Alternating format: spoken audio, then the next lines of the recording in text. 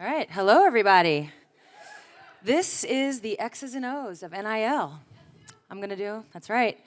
I'm gonna do a quick intro here. I have Aliyah Boston to my right, current member of the Indiana Fever, head coach of UCLA, Cori, guard for UCLA, Kiki Rice, head coach, Rutgers University, Coquese, Washington. All right, cheat sheet one down. On to the second. Now, so I'll start with you, Aliyah. As I mentioned, we're going to be talking about NIL. We've discussed this before, the misconceptions around NIL. So just give the group, your one quick summation on that. Yeah, so I think the biggest misconception about NIL is that it's basically your WNBA salary, and that is not the case. People think that when you leave college, your NIL is just not going to happen, you're not going to make any money, and then for me, it's like being able to live both worlds. You're able to see like those deals continue. Like that is the biggest thing that I feel like people just don't acknowledge, is that they continue. Brands want to be able to tap into the WNBA side, to the professional side, and I've been able to live that out. Love it, love it. Set the record straight always. It's very frustrating. People get it wrong. Kiki, for you, you are one of the first NIL athletes for Brand Jordan, which is amazing. Love your PE. Super dope. Thank you. Talk about how that relationship has impacted your college experience, but also, if you don't mind, talk about what it's like in the locker room with your teammates now that NIL is a thing. Yeah, I'll start off by saying, being partnered with Jordan has been so fantastic just because of all the doors it's opened up, and I think I've been able to meet so many WNBA and NBA players that are also signed with Jordan, and just like getting advice from them and having those connections even before I started a pro career is something that I really value. And in the locker room, yeah, I mean, one thing I love about my teammates and about the entire UCLA program is how supportive they are, and I think that's really one of the reasons why I came to UCLA, and I think everyone just supports each other in all their deals, so we're like reposting each other's stories and just hyping each other up. So I think having such a supportive group makes the locker room environment, people aren't worried about the deals and the money and stuff. We're just worried about supporting each other. All right, well, Coach Close, sounds like you're doing something right. I don't know. But it helps to have a very humble, giving athlete like Kiki Rice. That makes all the difference. Now I see how this works. Okay. So talk about how NIL has changed your experience in college basketball. I mean, you've been in this game for a while. It's had to have changed everything. Honestly, it's dramatically changed it. It's completely changed the time frame of what I spend in the day-to-day. I was talking with Coquese about this earlier, is that, I would say it's 25 hours a week, that as if we were sitting around just twiddling our thumbs before. But, there's parts of it that I think are really, really good, and I'm proud to invest in that you're creating young entrepreneurs and female entrepreneurs, and I think that's a really great thing. But it's a part of my day-to-day in a significant fashion every single day, even in the midst of the season. Right. Do you feel like you've settled in now that we're a couple years in? No. Okay. I didn't think so, so I know what to ask.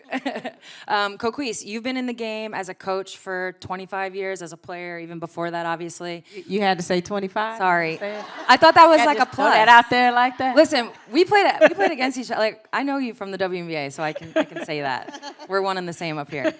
So how have you seen the game evolve? And really, how have you seen NIL impact that evolution?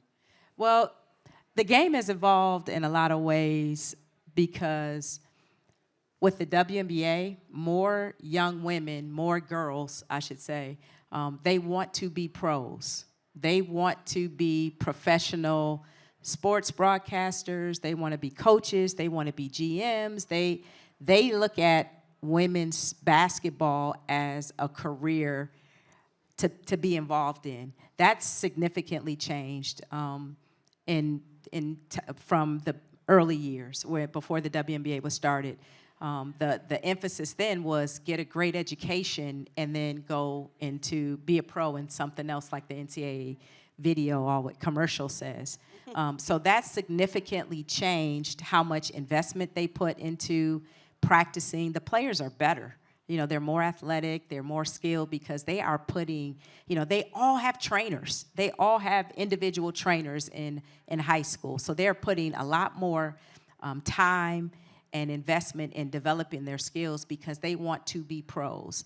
And that has significantly changed how we coach them, what their motivation for what they're doing is. And it's made us, in my opinion, better coaches because we've had to evolve how we coach them because their perspective on the end game has really changed. And NIL is now another layer of that we have to attend to as coaches. We have to attend to, like 10 years ago, it was mental wellness and mental health that as coaches we had to really be more aware of. And now it's their financial and their business acumen that as women's basketball coaches, we have to be a part of developing that aspect of them as they go into their emerging adulthood. All right, so it sounds like athletes aren't just working on their game, they're working on their brands. So Kiki, when you think about brands you want to work with, how do you evaluate that process? And then when you are with them, how do you engage? Are there certain stories you want them to tell? Do you have advice for them? Like, what's that like? Yeah, a lot of it is about making sure that my values align with the brand's values, and I think it's really important for me to be comfortable and know that, you know, whatever this brand puts out and whatever I put out, they're aligned in a lot of different ways. And I think I really look at a long-term strategy in terms of, you know, how can this brand not just help me right now, but how can we partner, you know, after I finish playing and just like what Aliyah was saying, while I'm a pro. And I think I really just look at, you know, previous people they partnered with and the kind of the goals of the brand and really figure out is that a brand partnership that can be mutual and be helpful in both ways. Right, and for you, Coach Close, are there any categories that you'd like to see enter the NIL space, enter women's basketball space, work with you specifically? How do you engage with that?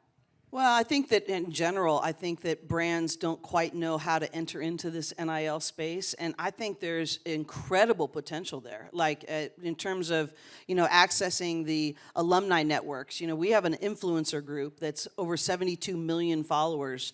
That when a company aligns with our team on a group licensing deal, for instance, or something like that, that we go to that influencer group and say, hey, can you push this out? And as long as it's not in conflict with one of their personal deals, they do that. And, you know, I think there's, you know, so much potential that has not been tapped into in the college space on that sort of team dynamic.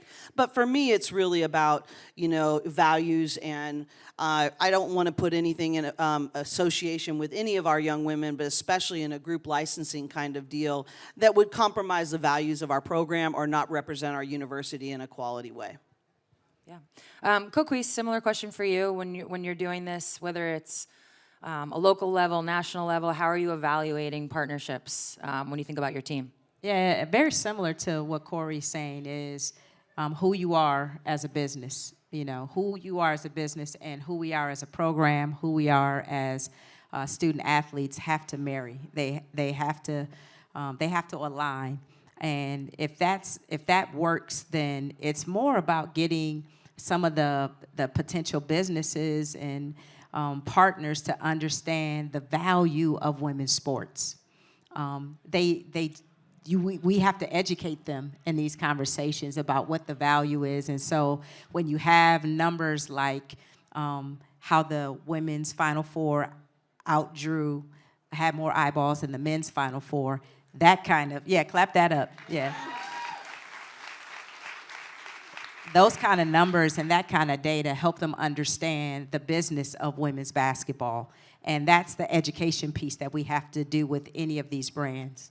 Right, so for you, Aliyah, are there any insights or best practices that you could share with brands about being in this space, whether it's, you know, certain storylines they need to connect to? Maybe it's, you know, something you've worked on with a brand that really hit home for you that you know people engaged with well?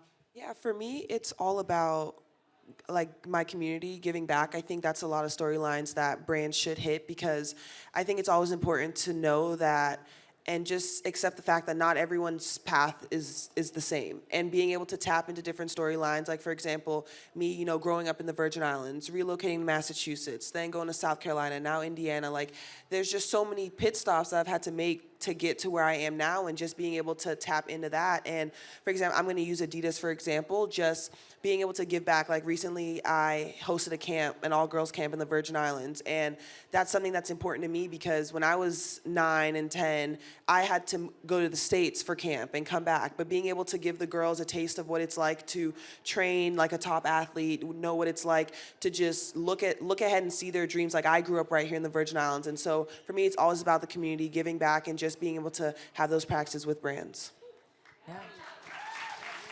That is quite the journey. And now you're in Indiana. It's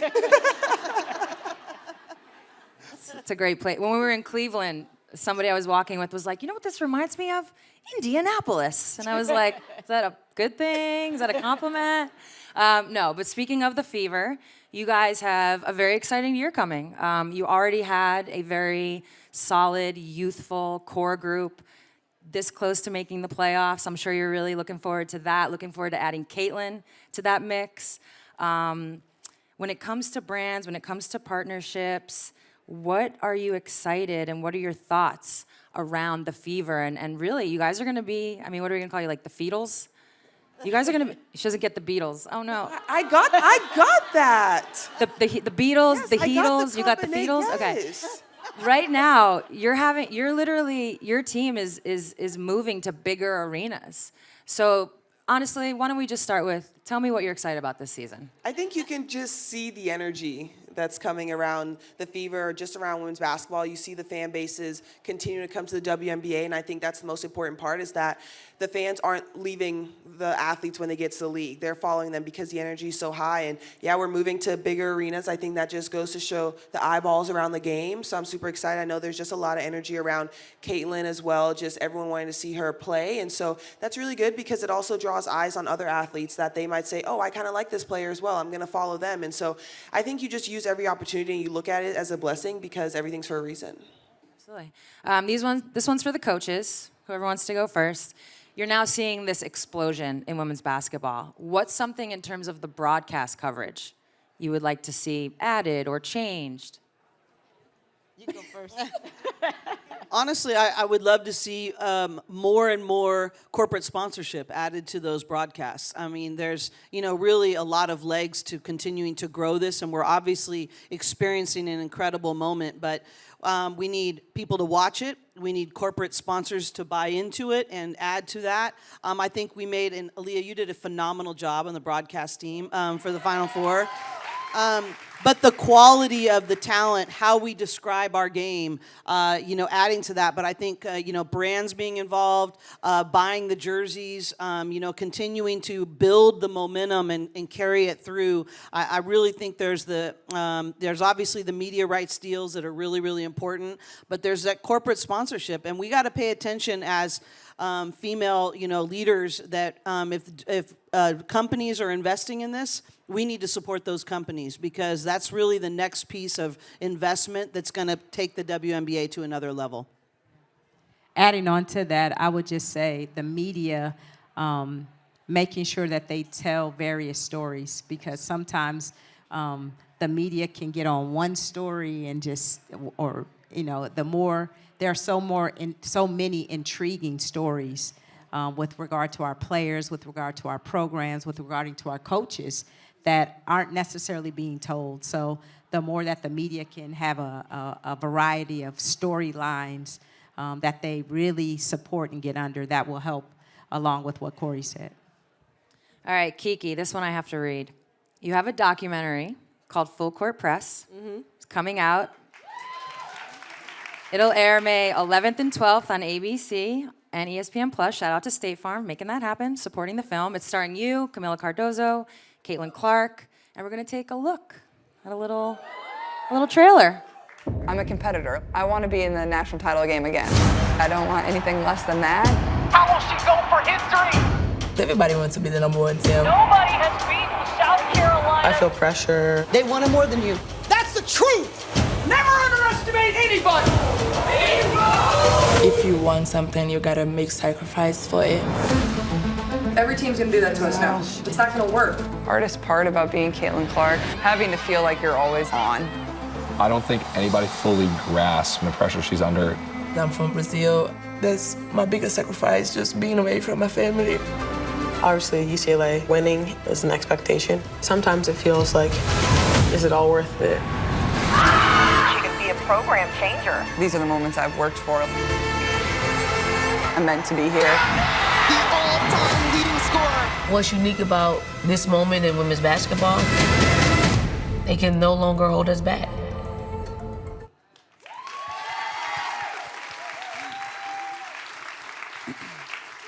All right, you got to share with us what that experience was like. I actually filmed a doc recently on myself. Do you feel like this opened you up in ways, closed you off in ways? And then just share how important it is, how important you think it is for these stories to be told in general. Yeah, I mean, it definitely took a while to get used to all those cameras and everything always being around. But no, I think, when this opportunity came up, I knew it was one that I couldn't pass on just because it gave me an opportunity to really tell my own story and help tell the story of this program. And I think, so much of the growing support around women's basketball is about storytelling and about really amplifying the voices and the stories of all these incredible young women in the game. And I think being able to really tell my story throughout this entire season, the highs and the lows, and for everyone to kind of get an inside look on what it's like to be, a women's college basketball player in this time. It was exciting, and it definitely was really fun to share so many really cool moments with my teammates, my coaches, and I think I haven't seen obviously the full series yet, so I'm really excited to see it when it airs. So hopefully it turns out well, but I know it's going to be a really, really pivotal moment for women's basketball. Coach Close, what was the truth? I don't know, but it was a joy to be a part of it. It actually was not as invasive as I thought. Way to pivot. But bottom line, yeah, I'm moving that thing away. But I don't know. So I'm a little scared to see it. She's excited. I'm scared. We'll see. All right, we got 10 seconds. We're just going to do one question for the group. We'll start with you, Aliyah. What are you most excited about in this current movement we're in? Just the energy. I think there's just so much eyeballs. I think the game is just growing, and so I'm excited to see where it continues to grow. And I think a big part of that, too, will be the expansion of the league because there's so much talented women, and so I'm really excited to see that. The culmination of so many people's sacrifices, the people that came before us, to be able to humbly walk in the space where it's all coming to fruition is just a joy to be a part of. I'm excited for the future. I think, everyone that's coming up in the game and everyone that's already laid such a great foundation has done such a good job, and I think it's going to continue to grow. I'm excited for so many more people to appreciate our game. This game has been amazing for decades, and that more and more people are appreciating it. That's what gets me excited about women's basketball. Amazing. Well, I'm excited for the rest of the day. That was the X's and O's of NIL. Thank you.